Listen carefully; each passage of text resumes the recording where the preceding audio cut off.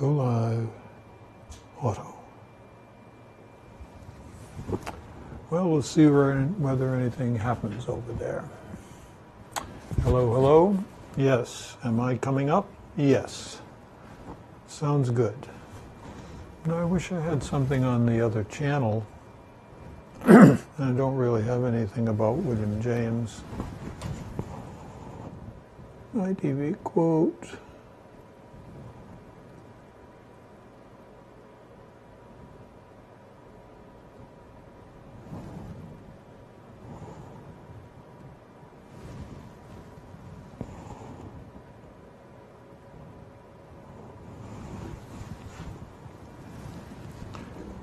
Okay, I don't see anything starting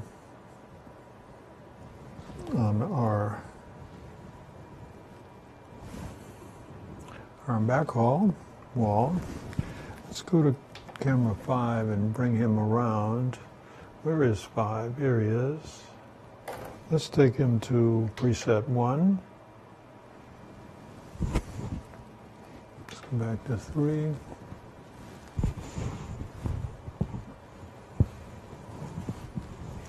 Okay, I am looking around the studio, 2 minutes to go.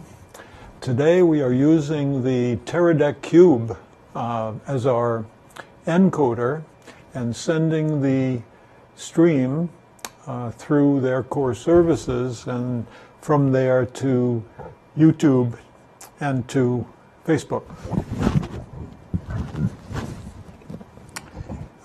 That means I am not using my VidiU units today. They've been reasonably successful, but this is an attempt to do something quite different, and I hope this will be streaming live on YouTube and Facebook in a little over a minute.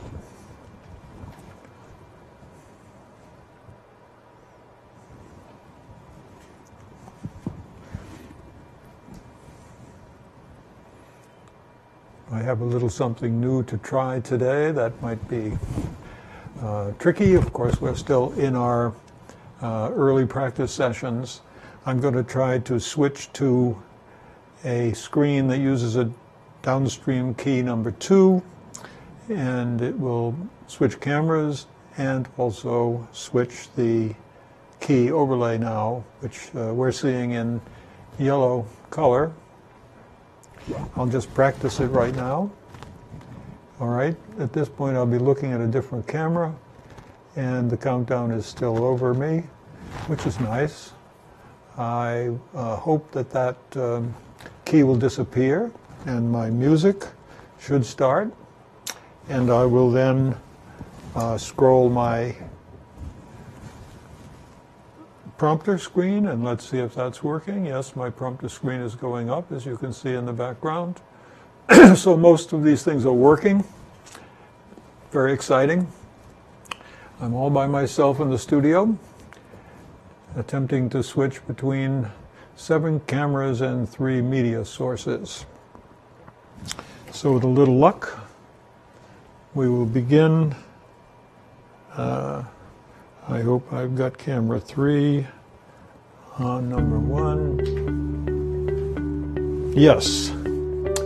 Welcome to the Information Philosopher.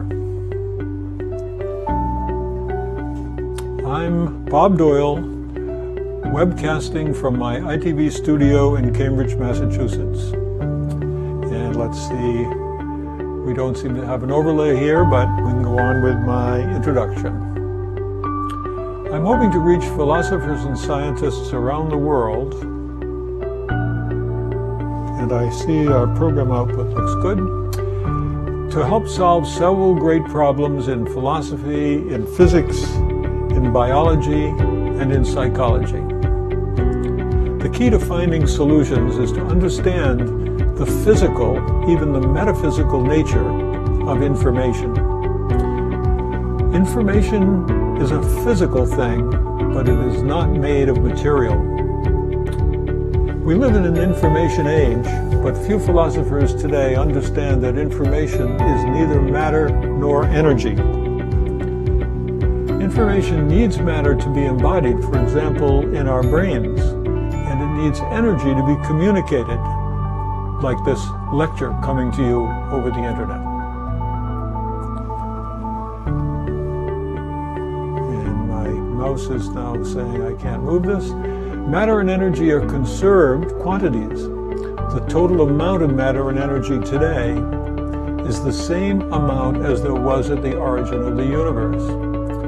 But if the stuff of the material world is a constant amount, what is it that accounts for all the change that we see, the new things under the sun? My information philosophy hopes to explain that what is changing is information, which is not conserved.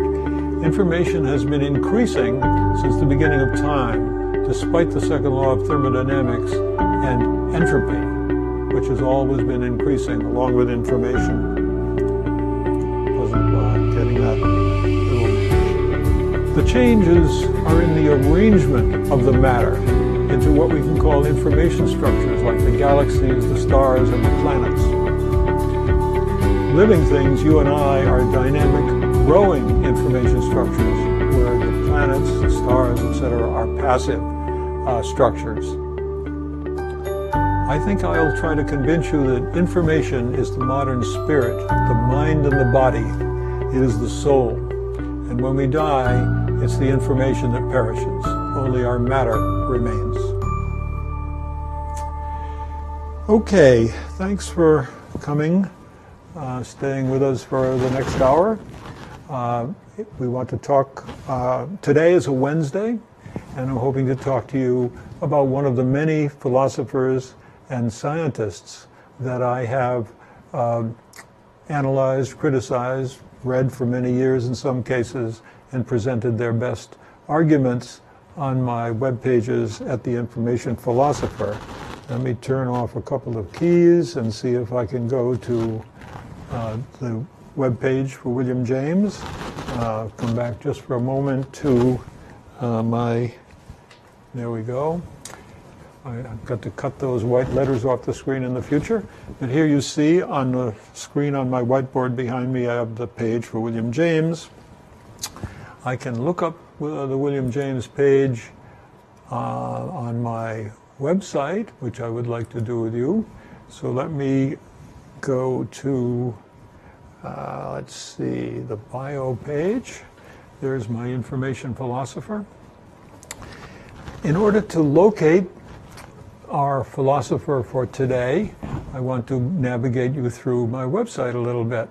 I can increase the size of this website like this.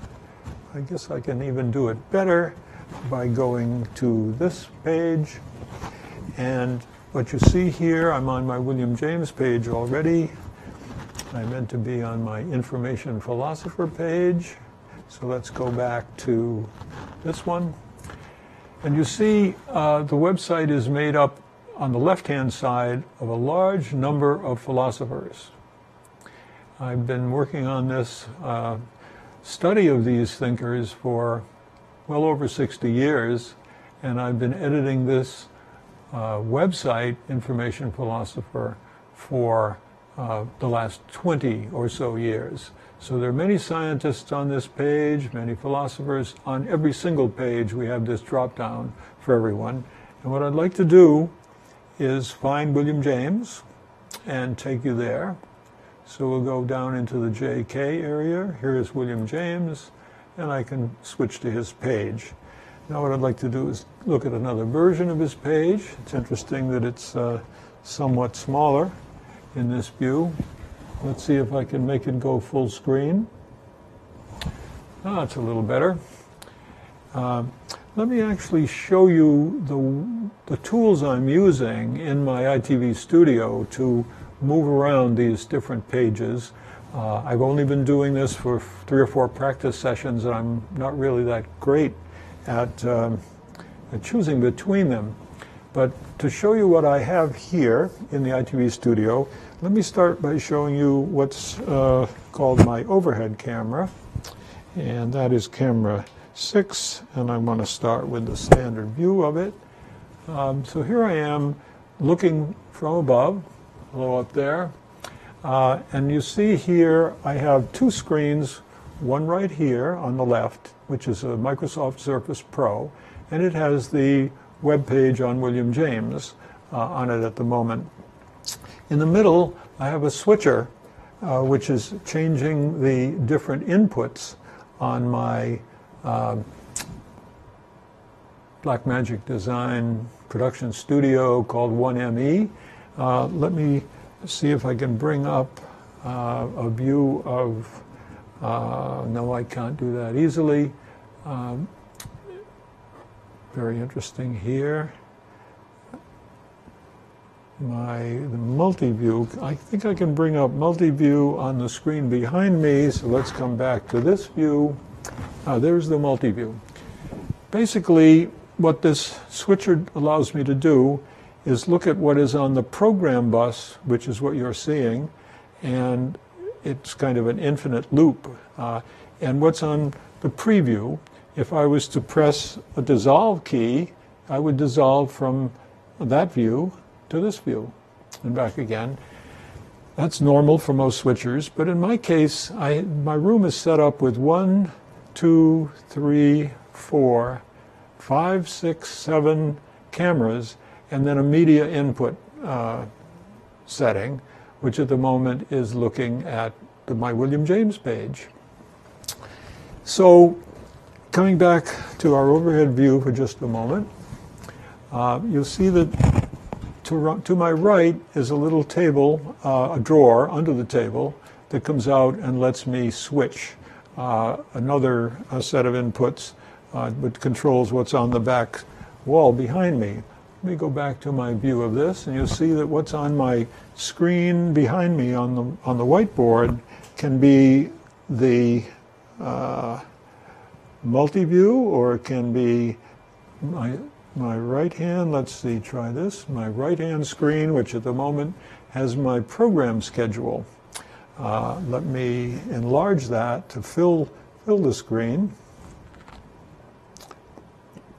And you see that today, being a Wednesday, we are going to be talking about philosophers and scientists.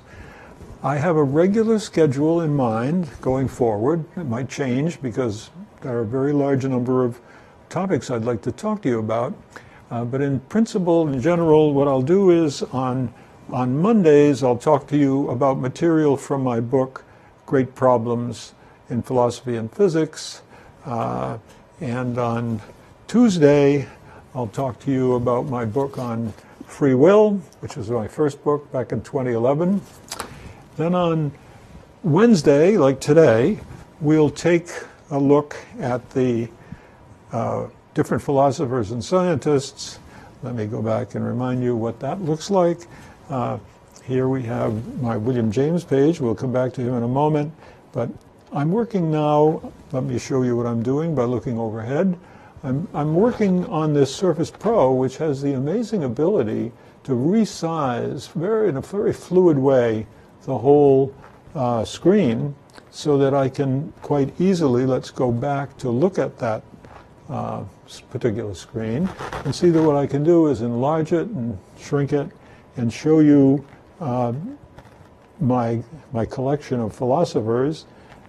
And here I'm scrolling with my finger and taking us through the left-hand navigation of my website. Now, let me back up here just a moment and try to tell you what this is all about. In fact, what I'd like to do is try what's called a DVE, see if I can switch between that and myself. Yes, I can. I wonder if I could just reverse the two. Perhaps I can. Let's put me on 3 on SL here and 3 here. Okay, and now what I've done, with a little bit of luck, is to give myself a 2-screen arrangement so that off to your left, you can see that scrolling screen of different philosophers. Now, why have I done this work, and I guess more importantly, what does that mean to you today as we go forward with my information philosopher lectures online? 20 or so years ago, let's go back to 34 years ago, I designed and built the first desktop publishing program. I was a software developer for Apple, actually the 11th developer, and I wrote a program called a desktop publishing program. And the idea was that I would be able to prepare my own book, lay out my own book, and have it printed on demand someday in principle, and that's exactly where I am today.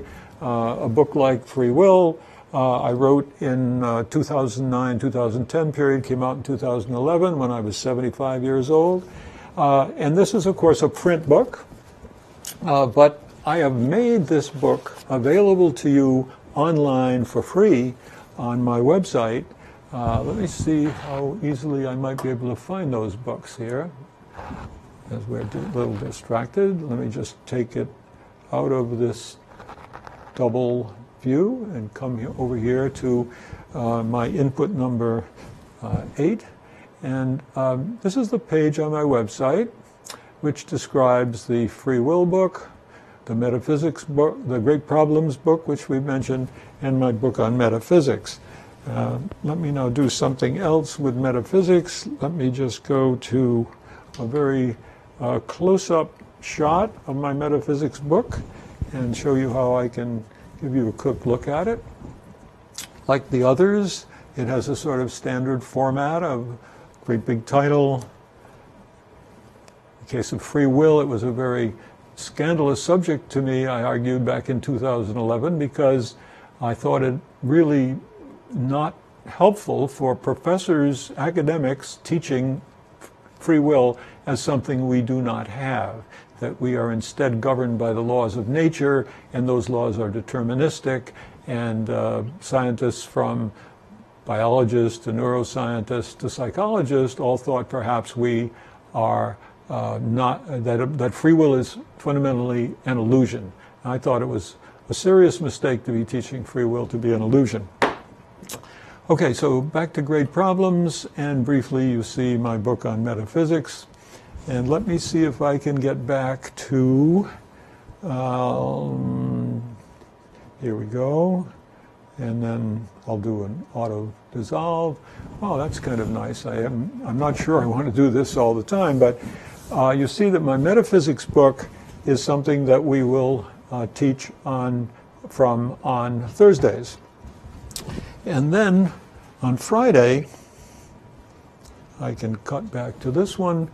I have not finished my 4th book on Albert Einstein, but I'm about halfway through, which means that if you go to my website and go to the link on books at informationphilosopher.com/books, you'll see that 3 books are published. They're on Amazon.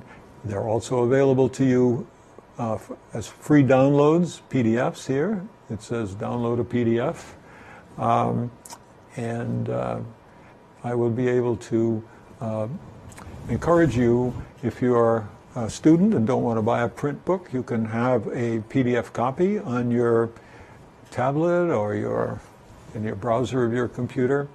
And I'm especially excited about the 4th book, which is called My God, He Plays Dice, in which I try to argue that Albert Einstein invented most of the big ideas in, let me bring back the SR, that's good. How about SL?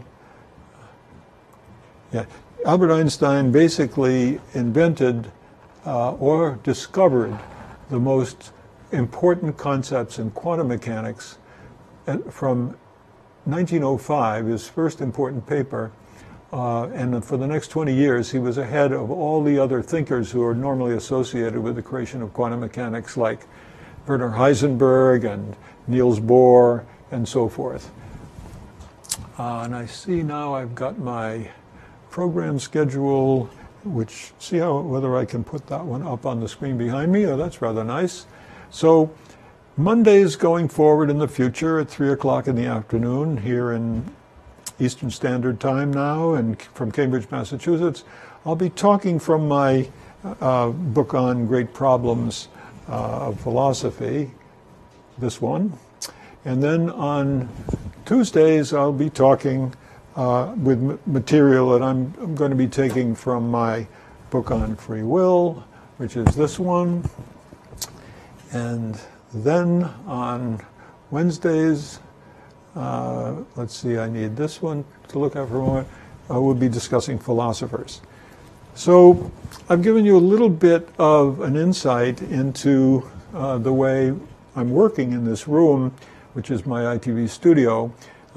Today, being a Wednesday, we're going to talk a little bit about William James, who plays an enormous role in my work on free will. But first, let me look around the studio a little bit and see if I can get this to work for us. Let me first look at myself and the rest of the studio from way in the back of the studio.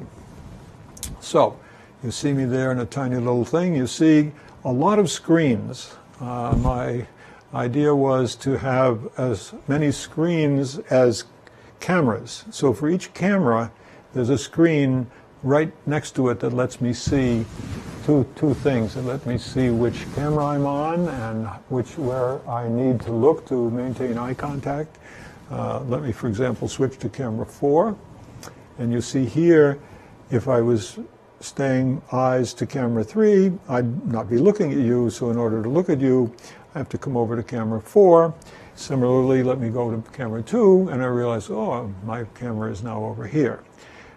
Let's go back to the back of the room again.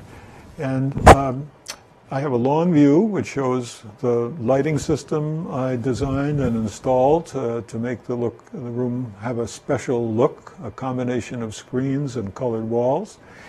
I now have a tool that I've yet to really perfect, which lets me change the view of the camera automatically. So I can actually zoom in on my position here and show you that I have my prompter screen is right behind my head, and there's another copy all across the room there. I can actually now zoom around. So there's a prompter on that wall. Let's zoom into that one. Oh, and here's my Byte magazine cover from one of the pieces of work I did in the late 1970s, early 1980s. Let's back out, move off to the left. This is not easy for me to do in real time. And these screens are sort of burning out. So on the biggest screen in the middle, we see that this is the thing I'm talking about, what I'm going to be doing from day to day. I'll be today, Wednesday, talking about philosophers and scientists. If I back out a little bit, you'll see that I have two screens, which are quite unusual. Each one of these, this left-hand screen is showing us whatever is on my left. Let's see, look at the overhead view for a moment. And let's back up to camera 1, position 1. The two screens in the room correspond to my two Surface Pros. And my Surface Pro, each Surface Pro is set up with a different Skype account. And what's the purpose of my Skype accounts? By having two Skype accounts, I'm hoping to get philosophers and scientists and other interested people who might like to come and appear on my show to log in to one of my Skype accounts, and I'll then be able to bring them up on a screen. Do I have such I don't really at the moment have a person up there that I can show you. Here's Dan Dennett, for example. If I move this screen over a little bit, and I don't have Dan live at the moment, but I'll show you how easy it is for me to bring him in. Here's Dan on YouTube. Now, I have several resources that I want you to think about here behind my work that I want you to go and explore on your own and navigate around my website. And in this case, today is Wednesday, so I encourage you to navigate to the many philosophers. And in this case, I'm navigating to Dan Dennett. And there I will, in each case of a philosopher who has some media up on YouTube, I describe their work and then I put a link to their video so you can not only read their words, which I quote in my, on my web page for any philosopher or scientist, but I will provide them talking to us. So let's see how that works and see if it works successfully. I can just press this button. The hidden agenda, and not so hidden Dan. very often, for all of this is concern about free will. I think that at the bottom of the barrel, what people are really worried about is that if we have an entirely naturalistic and ultimately, in a certain sense, mechanistic, switch to the full view at the nano level, at the protein and I level, see I haven't if we have got a him mechanistic full screen, theory so of let's see if I can consciousness, successfully this will show bring that, him up to full oh screen. my gosh, we don't have free will, and then life has no and see meaning, if I can. And I can't be I don't responsible mean to for talk my over him too much, but best you or get the worst idea. deeds. So let And me that doesn't stop follow. Dan and come back to myself here. What I'm trying to convey today is a rather complex room I have built here. Actually, for the past 40 years, I have been building tools that help people communicate using technology.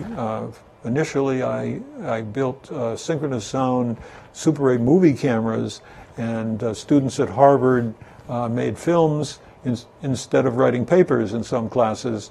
And those Super 8 sound cameras became a very important business, and we sold many systems to filmmakers around the world. Many of today's filmmakers cut their teeth on Super 8 film, 8mm film, because we had provided the techniques to allow them to cut the film and the sound separately and make a very professional looking film.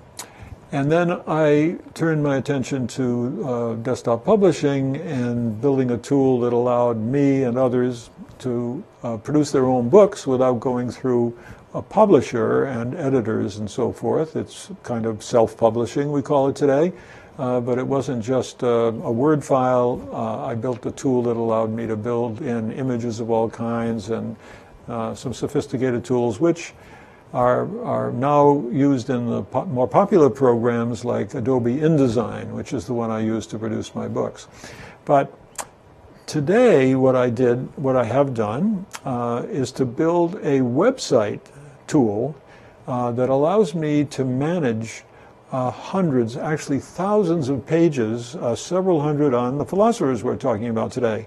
Let me go back to my view of the William James page, and you see all of these pages are on very prominent people from very modern times back to Hegel, to Aristotle, and so forth over the years. Now, something I'd like to show you, I'm going to pick any one of these philosophers. Let's go one of my few women philosophers, Philippa Foot, expand her page. And I think you can see this pretty well. And now let me go back to the view on my bio, and once again select a particular philosopher. How about Jacques Derrida, very controversial character. And here's something that I have built in order to allow me to maintain this website. And someday, when I recruit, I hope to find other people who would like to do information philosophy and help me to maintain this website. Because I'm now 81, I'm not going to be around forever, but I'd like to keep this website around for you. I'm now holding down a Shift key, and I'm taking my mouse, I'm holding the Shift key, and I click down on the words. And my website opens another page. I hope you can still read that. Let me just look at it myself to see how it looks to you. And what we have here is the HTML. So my website tools, if you look up at the top here, have taken me into the root or the directory, master directory of my entire website in a section called Solutions Philosophers Jacques Derrida. And this is the index to that page. It's actually the second version of the index, and it says that it's had 12,000 views. As we scroll down, we see plain text, it looks like, but it has these tags that say insert a paragraph here and so forth. Now let me just put that one away, I think, carefully so as not to lose my other page. I could actually show you how easy it is to edit. Here I'm not sure what I would like to edit for you, but Jacques Derrida was an enfant terrible, I call him, of philosophy, who attacked conventional thinking on the meaning, the semantics of philosophical terms. I can't think of anything to change right away. Let's just say hello here. And I will preview that. And I can't preview that because the pop-up is blocked. I'll say we're blocked. Always allow pop-ups. Done. And I'll hit it again. Notice many things I can do to this page. I can make a duplicate copy. I can upload images into this website and do a lot of other things. Let me see if we can actually preview this page. And you'll see that the word hello is now in the page. Right after his date of birth and death. Let me close this one and just take that hello out because I don't really want it on his real page. And I'll save this and put it away.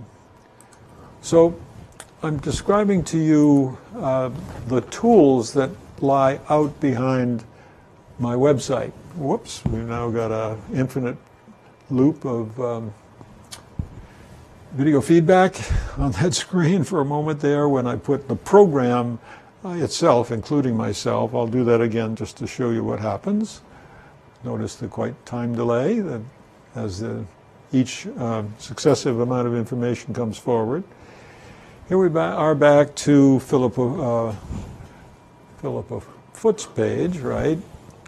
And maybe at this point we've now spent almost a half hour, our first half hour, on looking around my studio. And let me go back to the cameras again for just a moment. Here's the view from the back, and notice I'm looking at the Philippa Foot page from way in the back of the room. Let me back up to kind of get that perspective back. And over on the right-hand side of the main screen, this is my main big screen, Philippa Foot is online at the moment, you see that Dan Dennett is on the screen on the right. So that could be a Skype guest as well as just a media playback. And once again, to come back to what I'm doing here, working here, I've got Philippa Foot at the moment appearing on this Surface Pro on my left. In the middle I have the switcher that allows me to switch from view to view. And on the right I've got Dan Dennett, and I can start him playing with just a tap. But fear that it would follow. And another tap to turn him off. Rattles people. So I feel I've got a rather powerful tool set. And let me look around the room from some other views for a moment. So you see here, you're looking over my shoulder, and we see these tools that I've built with the two Surface Pro units, this one with Philippa Foot. Here's my switcher, which will allow me to pick from different cameras. And over here is my other media player, which at the moment has Dan Dennett on it. And I want to point out that in the back of the room, I have my what is called back hall. You see on the left, it's a little hard to see that that's live at the moment, but that's CCTV, public access television in Cambridge, which will be broadcasting cablecasting my shows. The other screens are used for images coming from, or video coming from YouTube and Facebook, so I can tell that my pictures are, my videos going out. So the other cameras are camera 2, which is here. I have to turn to see it. Camera 3, the one we're using. Camera 4, which is over on my right.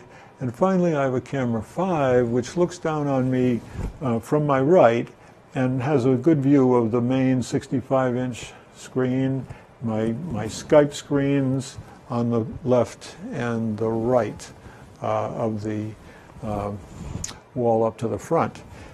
With that camera, I can actually come around. Well, I can do several things. I think you've gotten an idea of what I'm doing, but I'll just zoom in and show you that behind the Surface Pros and the iPad that's doing my switching, I have extended desktops of my main computer, which allow me to see a lot of what's going on, including setting those downstream keys that I did earlier.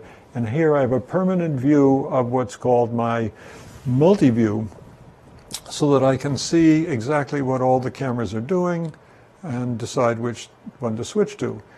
You see, here I am on camera 2, and here is the view from camera 3 at the moment. Let me just show you that if I can change camera 3. Once again, this is a little hard to see, so let me zoom in for us. And I can have myself looking over the scene. I want to point out that here I am on camera 2, here I am on camera 3, where I'm providing a little picture-in-picture sort of screen that's mounted on my whiteboard. Here I am in camera 4. Now what I'm going to do is take camera 3 and change it to look at me, a much closer shot of me, like camera 2. Now it's suddenly zoomed into me, and if I now go to camera 3, you see I've got this close-up view, which is the one I'll probably use most of the time. But okay, I think I've shown you a good deal around the studio, and it's, I hope, going to be a tool that I can learn to use without making too many mistakes switching between cameras and accidentally getting the wrong thing on the screen. Fortunately, I have a few more days to practice before putting these live streams out on YouTube and Facebook and the CCTV public access station in Cambridge. So I'm practicing, and let's practice from here by going back to my Information Philosopher page, and we're still on Jacques Derrida. And what I'd like to do here is show you how I can, one of the nice things I have to do is select text that I'd like you to read. I need to go over here to Program, and I'm hoping with the technology we have today, getting clearer and clearer with higher and higher definition on our computer screens and on our video screens, that you'll be able to read this material. Okay, so let's scroll down, and I will just be back with you in a moment. I want to get William James over here on my, I'll go to William James here. Let's scroll down and down and down. Once again, we find him here. Here we are at William James. And I would like very much to get him on another screen, so bear with me for a moment. The other screen, this one, is much more easily resized and repositioned. I'll go back for a moment to this computer screen. Here my options to change the size are limited if you've done this sort of thing. By holding down a control key and a minus, I can shrink the picture, but I can only increase the picture and shrink it in these big lumpy steps, which you see can go way over the edge. Now let's compare that to this sort of screen, and what I'm basically doing is putting my hand on the screen and then pinching it the way a multi-touch screen like the iPhone introduced years ago, and Microsoft has done this. Let me show you what I'm doing by looking at this from the perspective of camera 5. Well, you can't see it that well. How about 1? Okay, well, you can see a little bit better here that when I put my hand on the screen, I'm shrinking and enlarging the screen. Now, you can't see that too well. I'll come back to this screen and I'll show how I can move it from left to right in a smooth motion, and I can size it to be perfectly fitting inside your visible screen. Now with this one, I cannot select any text and have it be highlighted for you. So I've developed this tool that if I go back to this view and do my best to make it fill the screen, that's not too bad. I can now say that William James, at one point in his life, discouraged by determinism, simply asserted that his will was free. As his first act of freedom, he said, he chose to believe that his will was free. And he was encouraged to do this by reading the French philosopher Charles Renouvier, who we find a link here, which means you can click on it, and if I get it to go there, it goes to Charles Renouvier's page. Notice then I could either go back to get to my William James page, or I could have linked on the link to William James in his page. So I will be using this resource, my website, with hundreds of pages on philosophers and scientists, to talk to you every Wednesday. And a couple of interesting things I'd like to tell you about William James, who's come to be, in my mind, perhaps the greatest American philosopher. He dethroned Charles Sanders Peirce, in my mind, sometime in the 1990s, because my work from the 1960s to the 80s, I thought Charles Sanders Peirce was perhaps the greatest American philosopher. He was an extraordinary logician. He was a scientist. He was able to read great philosophers like Immanuel Kant and make a good deal of work out of it. And he wrote enormous numbers of articles, and his works comprise 8 volumes in my library. And anyway, I thought he was great. And he had an idea that there was chance in the world. And he was very impressed by Darwin. But at the end of the day, we'll see when I come back to Charles Peirce, maybe next week, that he didn't believe in chance quite as much as William James. So let's skip over the part about James deciding to think he was free and what it did for him. And let's instead notice that he wrote this essay in 1884. He actually, and my selection is not working too well, James spoke to the graduating class of the Harvard Divinity School in Divinity Hall on March 13th, 1884 at 7:30. And there he coined the idea of determinism as either hard, which is to say absolutely everything is determined, or soft.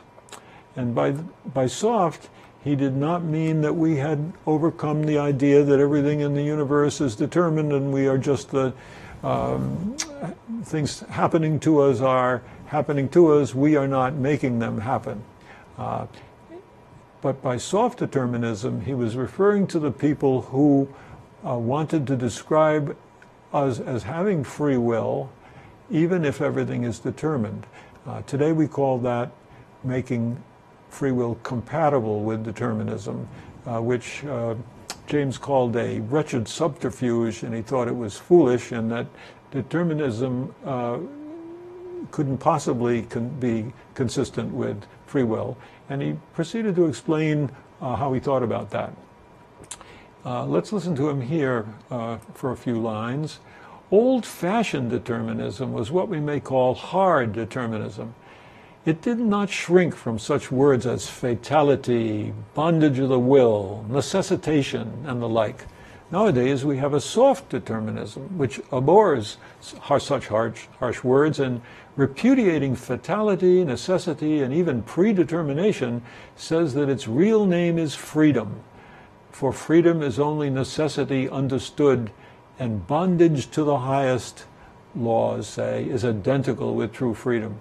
Clearly, James is being sarcastic. There is no freedom without some break in the chain between the original universe and its deterministic laws, the laws of Newton to governing the motion of the planets, the whole universe following laws of nature. How could it be, for hundreds of years, philosophers and many scientists said, how could it be that these laws are so perfect and powerful and applying everywhere that they are not also applying to ourselves? And James was the first one to argue for a kind of accidental chance, producing in our minds alternative possibilities for us to have thoughts of other things to do. And that if we then selected among those, and some of them were generated randomly, they would not have been predetermined. They would not have been predestined by any powerful entity, whether laws or some omnipotent agent. So James described chance as neither soft determinism nor hard determinism, but indeterminism. He said, the stronghold of the determinist argument is the antipathy to the idea of chance. As soon as we begin to talk indeterminism to our friends, we find a number of them shaking their heads. Let me pause here for a moment and see if I can bring up James on my screen, come back to myself. And what he's telling us, and I'm trying to see how I could look over my shoulder, maybe. Let's try this. Not really, unless I pull this camera 5 and open it wider, like this. Okay, here we go. Not really the best setup, because you can't see that I'm actually looking at the William James page with you. But anyway, let's come back to this view of myself and try. I'm going to look up at the screen and just read some more from what he argued. Oh, I see. It's actually this one that I would like up there. Right. So James is telling us, and I'm trying to decide where I should be looking, and maybe I'll find a way to bring that other screen on. In fact, I probably do have that with this view here. Do this, go back to 3. Right. So I'm basically looking at that screen and I'm reading with you. When people shake their heads following what he says,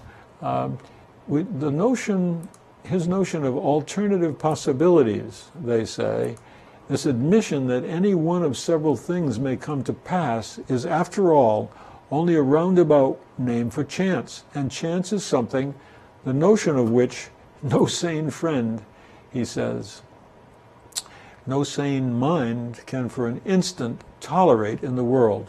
What is it, they ask, but barefaced, crazy unreason, the negation of intelligibility and law, and if the slightest particle of it exists anywhere, what is to prevent the whole fabric of the universe really from falling together, the stars from going out, and chaos from recommencing her topsy-turvy reign? So James here, as I see him, was the first to enunciate the idea to think about free will as happening in 2 stages, because he describes these alternative possibilities, and he also then speaks as if those possibilities need a second stage in which they're considered, they're evaluated, they're basically rated according to our motives, according to our reasons, according to our character, and one of them is chosen. And as he describes it, it's a kind of chance in a present time of random alternatives, leading to a choice which grants consent to one possibility and transforms an equivocal, ambiguous future into an unalterable and simple past. Let me just bring that up on the screen for you, and I wonder if it's possible for me to enlarge that a little more. Not really, but I'll just read it again. James is saying that there are two stages, with chance in a present time of random alternatives in our minds, leading to a choice which grants consent to one possibility and transforms an equivocal, ambiguous future, which could have done many possibilities, into an unalterable and simple past. So once again, this is a moment of high importance in the history of philosophy, and especially the history of free will, because what James has done is to separate the notion of the free aspect from the notion of a determination of which choice, which alternative possibility should be chosen. And as soon as it's chosen, it sort of falls into the past, and now it can't be otherwise. But before the choice, there are alternative possibilities. Philosophers like to ask whether could we choose among different possible futures. Dan Dennett, whom we spoke about yesterday, was famous for saying, what, change the future? Change the future from what to what? In his view, the future is what it will be. He's called an actualist and believes that the only thing the future could possibly be is whatever it turns out to be. There's only a single possible future in that view.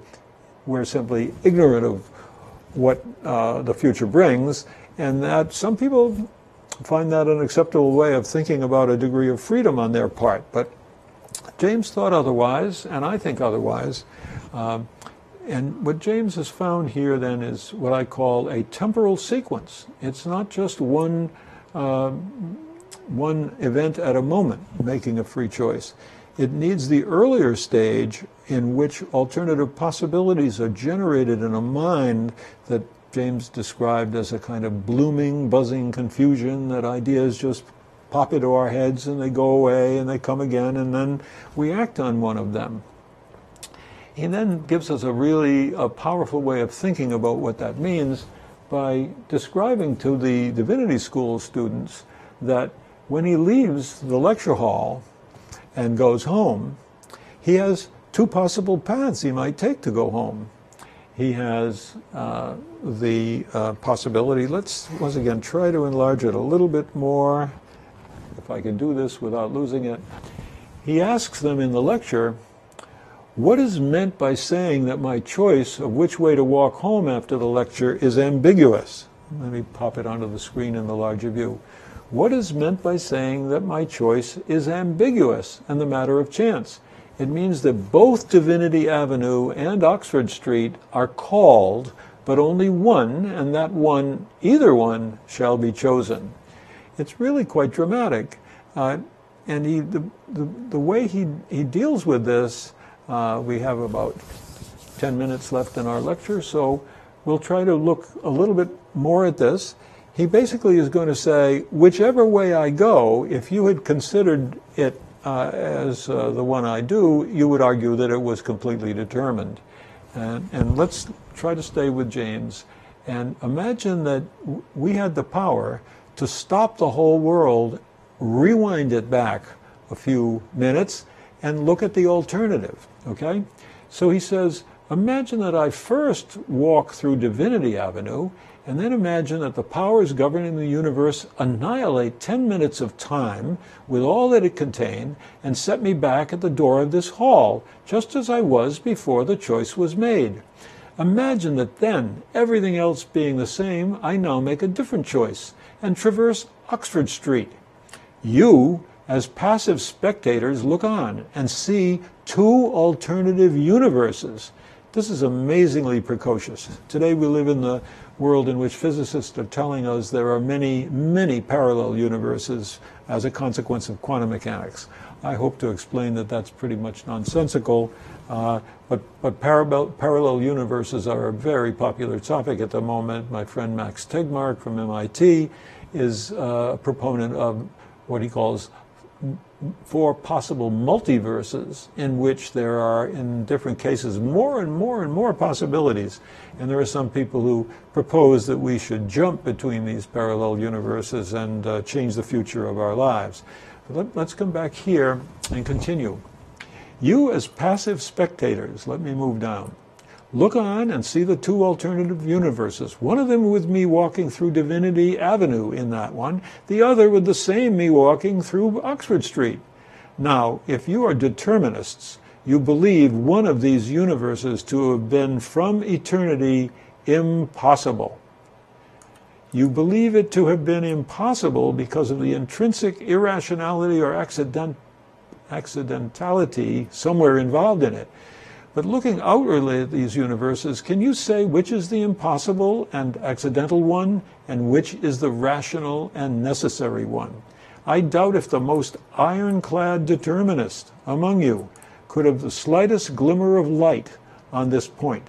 In other words, either universe after the fact and once there would be, to our means of observation and understanding, just as rational as the other.